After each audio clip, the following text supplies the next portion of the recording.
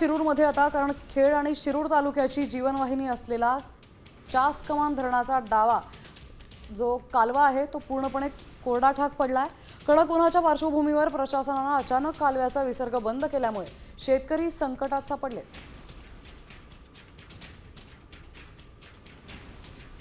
दरम्यान आता पाण्याचं चुकीचं नियोजन केल्यामुळे हवालदिल झालेल्या शेतकऱ्यांशी संवाद साधलाय आमचे प्रतिनिधी रोहिदास गाडगे यांनी। आपण पाहूया। शेती आणि पिण्याच्या पाण्यासाठी वरदान ठरलेल्या चासकमानचा डावा कालवा आता सध्या कोरडा ठांग पडलेला आहे।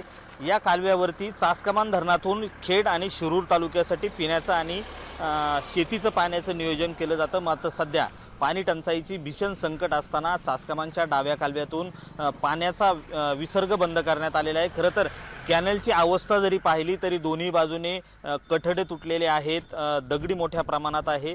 कॅनलचं गेल्या अनेक दिवसांपासूनचं आस्तरीकरणाचं काम होत नाही। अशा दुहेरी संकटामध्ये शेतकरी आहे। सध्या अशी परिस्थिती झाली, कॅनल सलग 6 महिने पाणी चालू होतं आणि आता ज्यावेळेस गरज आहे शेतकऱ्यांना पाण्याची त्यावेळेसच पाणी नाही, म्हणजे बंद झालेलं आहे। धरणात पण पाणी नाही राहिलं आणि डाव्या कालव्याला पण पाणी नाही। चारा तर दूध ना, समजा चारा नसलं दूध कुठून निघणार, असं होणार ना। पिण्याच्या पाण्याचं काय?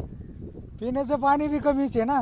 पिण्याचं पाणी तरी समजा इथंच पाणी नाही म्हणल्यावर आम्हाला एक टाइम पाणी सोडित।